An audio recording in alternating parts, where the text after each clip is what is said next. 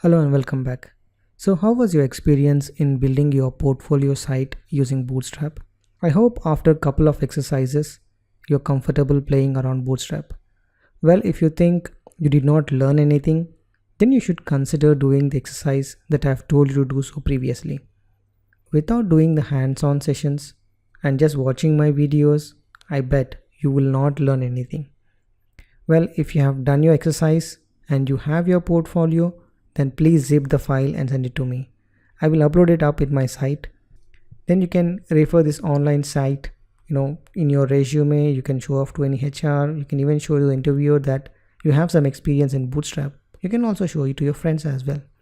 Well, if you think you need to go back and do the study, then I highly recommend that you should do that. Then you can come back here anytime. Well, you can stop the video now and you can go back in the course. You can finish the exercises. Alright then, let's continue.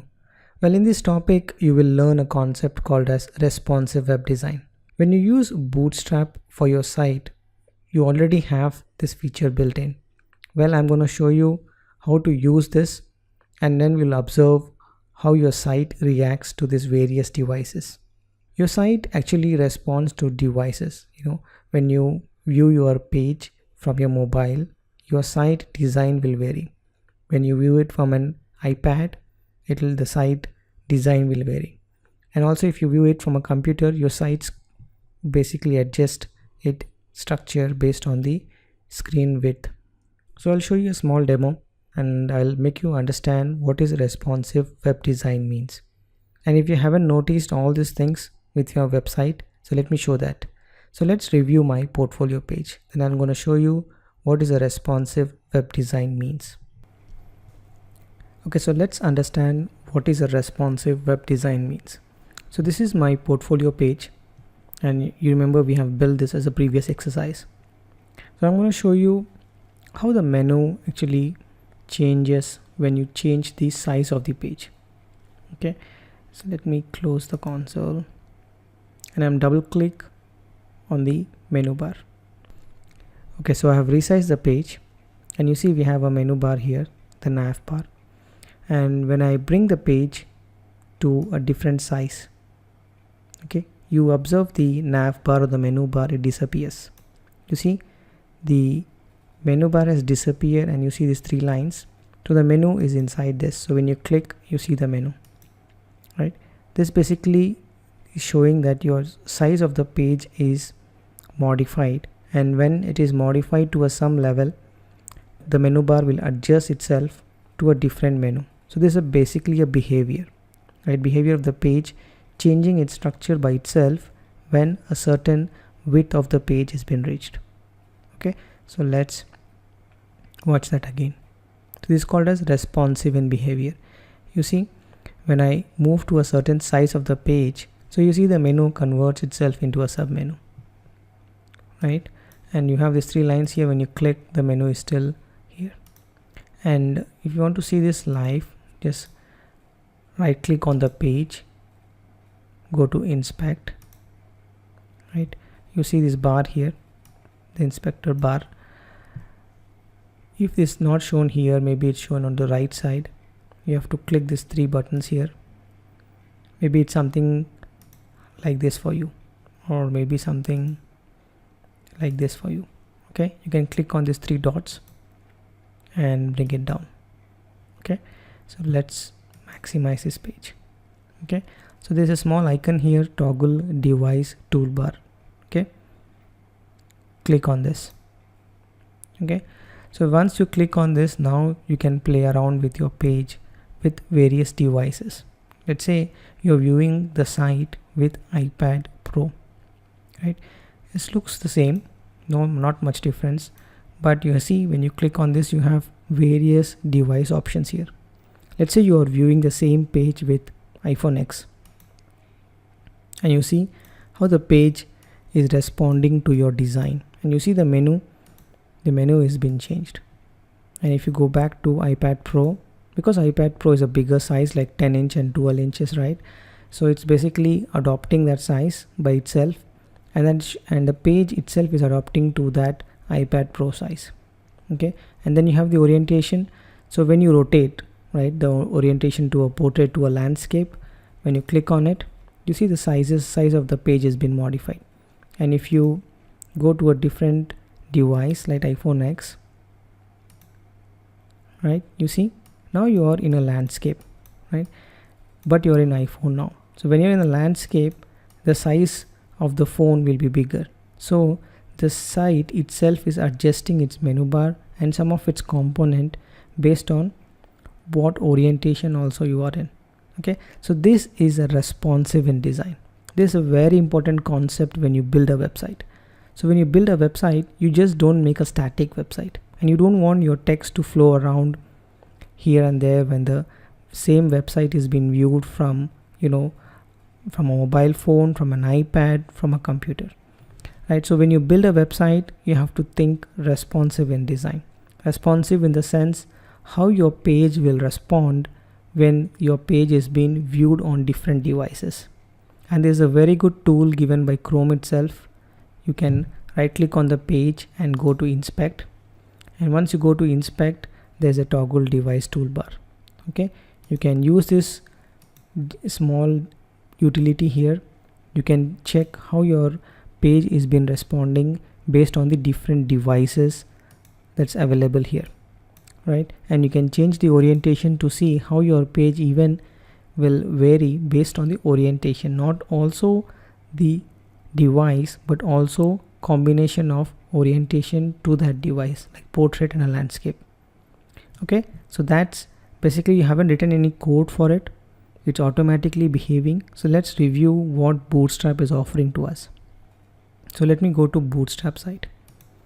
So when you go to Bootstrap site, go home, that I'm in getbootstrap.com, go to documentation, go to layout. Okay, so when you go to layout, there's something called as responsive breakpoints.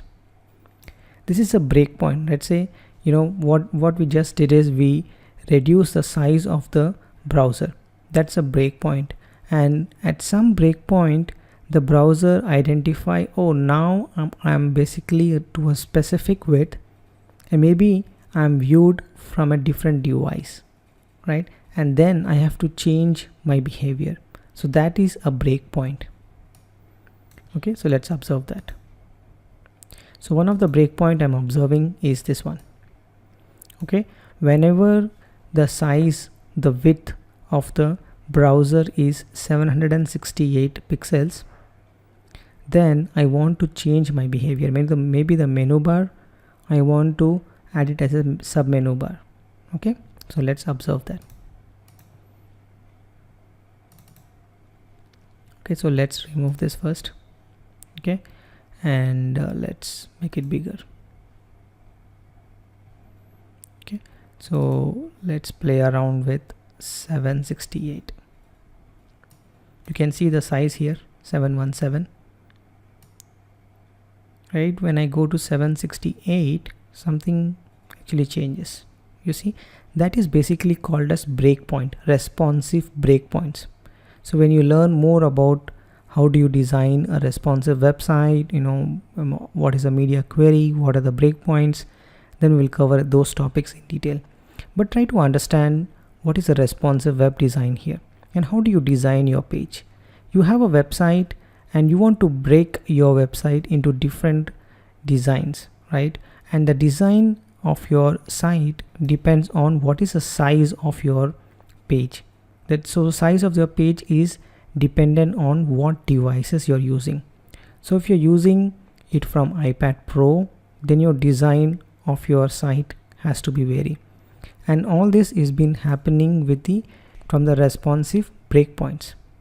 You see, the breakpoint of 768 will actually bring down the menu. So that's one of the feature that Bootstrap is already built in with. So once you use this menu bar, it will breakpoint at 768. That's what they're telling us. Okay, so I'm not going to go detail in how do you build this up, because that require a lot of skills to be learned upfront. But now, because we have used Bootstrap, I want to bring this point because this is a very important concept when you design your website. So tomorrow, if you show this off to somebody else and someone is going to ask you, is your site responsive? The answer is yes. Then someone asks you how, then you can say I have a responsive web design breaking at a point of 768 and adjusted to various devices. Like you can say if it's an iPad Pro or an iPhone X, then my site will basically vary its design. Okay, so you have understand what is responsive web design means. So responsive web design is basically a concept that you implement in your web page and you put various breakpoints to it, right? And if for each breakpoint you want to change the design of your page so that when that page is being viewed from a different devices, the site itself adjusts its design to that specific device. Okay, because we have so many devices coming up, this concept is gonna stay. It's not something new or fancy that's released from Bootstrap, because the trend of the devices is coming up. Like, now someone say, if I want to view your web page from an Apple Watch, what is your breakpoint look like, right? And how you're going to design your website that your page will shrink itself to the size of an Apple Watch. So think from that direction. It's mostly you're building your website for the device specific, and these responsive breakpoints will help us to capture those breakpoints and then start writing our code there. Well, that's about responsive breakpoints and responsive web designs. If you want to read more, you can go to documentation, layout, and in that you have a responsive breakpoints. We don't have to code this because it's all built in as what we have seen when we use the Bootstrap, but this is how the concept works. Okay, so next let's jump on to the next topic.